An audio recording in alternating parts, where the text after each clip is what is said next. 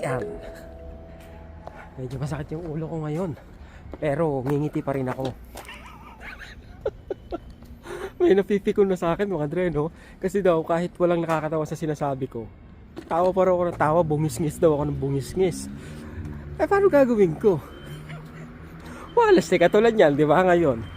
Eh, yan yung personality ko mga dre, no? Parang ano yan, paano bang dapat sabihin? Parang ikaw, naglalakad ka, lagi ka nakasimangot, di ba? Eh ako minsan naglalakad ako, pangisi-ngisi ako. Kasi nag-iisip ako, natatawa ako sa naiisip ko. Wala namang masama eh, di ba? Kayo, lahat na lang, kayo talaga. Lahat na lang napapansin nyo kahit hindi maganda eh. Kahit pala maganda eh, di ba?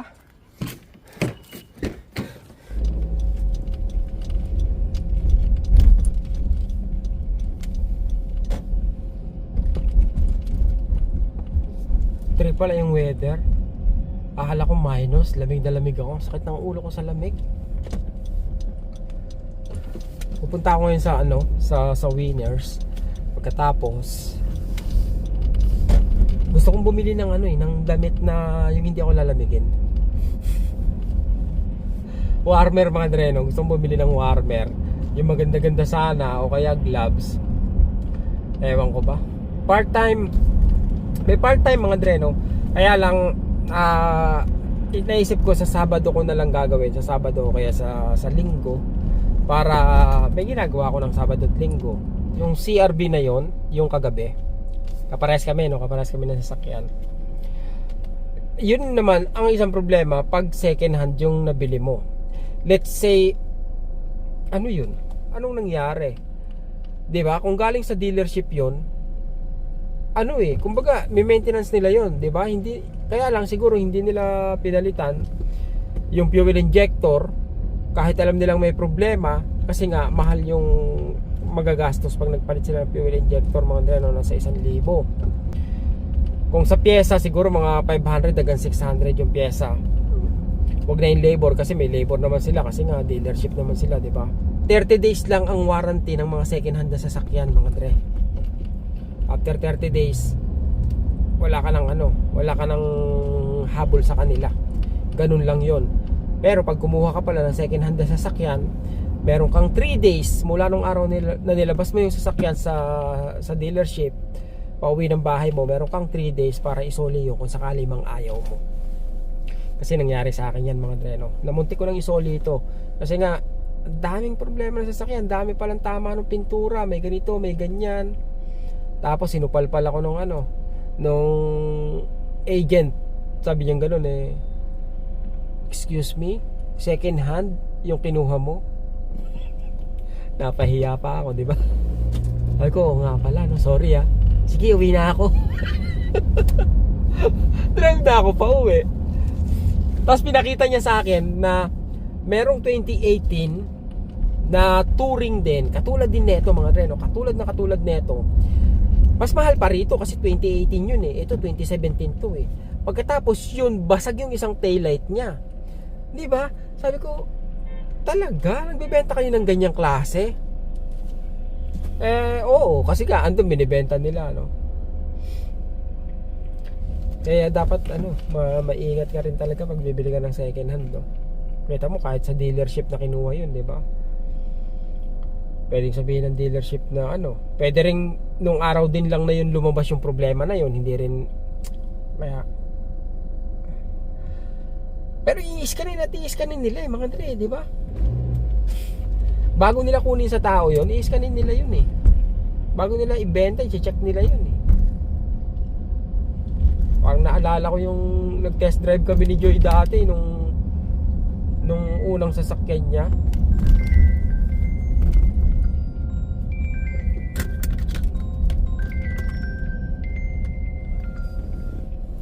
Yes, Joy. Tito, are you busy? I'm not. Why? No, I just want to talk really quick. Edward called me. About the car? No, my car. What do you mean your car? It's ready. Well, November, first week of December. And that's So you're not ready. The car is ready, but you're not ready. Exactly, because he said 6 to 8 months. Oh, So yeah, he expected that 6 to 8 months. there's nothing you can do. Yeah, there's nothing I can do. It's already there. You know what I mean? Yeah. So I just have to see from here. He's asking me to see when I can come by To what? next week To to what? like do the calculations and everything. Uh-huh. So I don't know if you'd be free next week, sometime if after your work. If ever we can talk about it later, it's not a problem. He just called me just now, that's why. After work, that means It weekdays. doesn't have to be during the week. It can be like on a Saturday. I just feel like maybe it might be more, I don't know when is more convenient for you. Okay. By the way, Joy, this call is recorded, okay? Because I was vlogging. Okay. Oh, Yeah, when you hello. called. Yeah. Okay, let me check if I, because I was told that we're going to have an overtime this coming Saturday, but I'm not really sure. I don't know. Okay. And I don't know until what time. No problem. Just let me know, and if not, I'll try to see what else I can do. If not next week, then maybe in 2 weeks I'll let Edward know, because he said to let him know my availabilities. Mm-hmm. So I'll see from there. Okay. Okay, bye, Tito. Yeah, bye.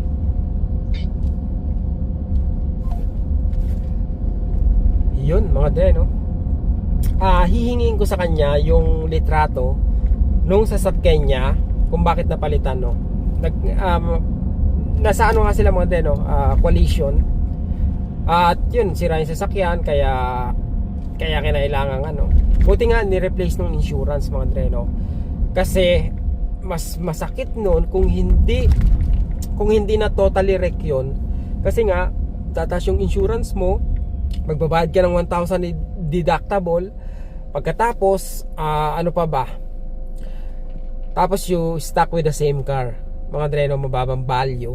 So sabi ko sa kanya nga nung kasi nag-aalala siya kung ano mangyari sa sasakyan sabi ko sa kanya, alam mo, pinaka magandang pwedeng mangyari sa sasakyan mo o sa'yo is yung matotally wreck yung sasakyan mo. Okay naman sila, walang nadisgrasya, walang nasaktan sa aksidente na yun, mga dreno. Sabi ko, matotally wreck yun, kasi at least babayaran ka ng insurance, dalawa yung insurance mo. I mean,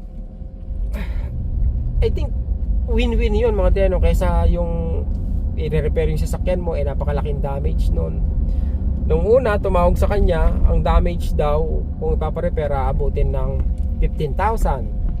After 3 days, nadagdagan pa. So I think more or less nasa 17 or 19,000, mga dre, no?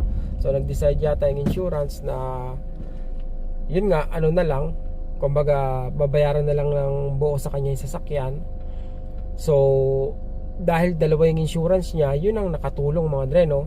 I'll be home for Christmas and all the years went through.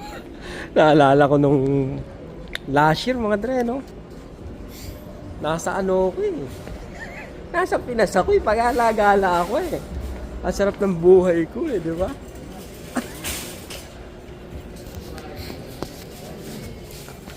Tingin ulit tayo rito, mga dre, no? Naghahanap nga ako nung warmer pang doble sa pantalon, mga dre, no? Kasi eto, napakanipis nito. Pag bumagsak pa yung weather, talaga namang wala na. Lagas lahat ng balahibo ko. Yan, no? Hi, guys.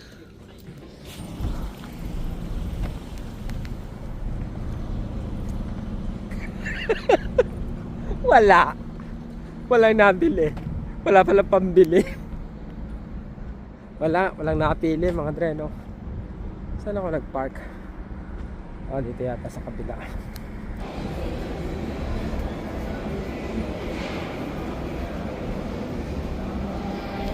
Tumama pala akong $2 Hindi, wag na muna. Tumaya na kasi ako Sige na nga, taya ako na nga.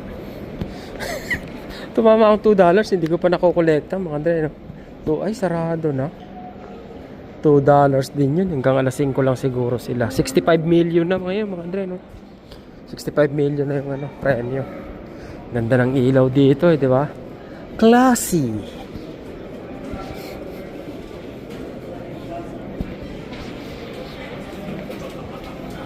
Hindi ko man lang natikman yung sushi dyan. Doon tayo sa Vietnamese. Napag-utusan tayo. Napag-utusan. Buyoy-buyoy. May namit akong nanonood sa atin mga deno. Nandito lang nakaupo sa gilid Boss Ray ng Buret. Shoutout sa iyo Thank you. Thank you sa panonood. Sinishare niya raw yung video natin mga deno sa Pilipinas Kaya Sir Ray, thank you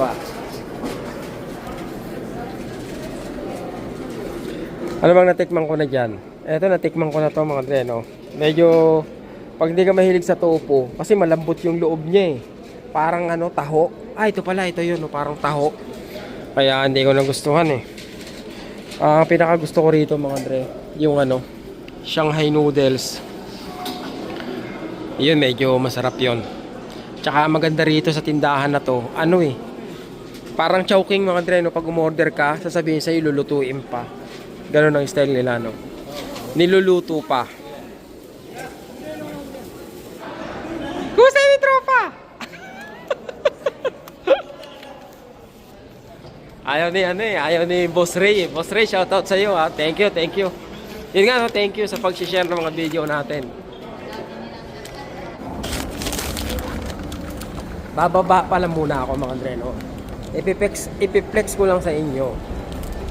Kikwento ko na lang pala kasi wala na Yung kauna-unahang nung nalaman nila na medyo marunong na ako magtayo ng wall mga Dre, So ang ginawa ko,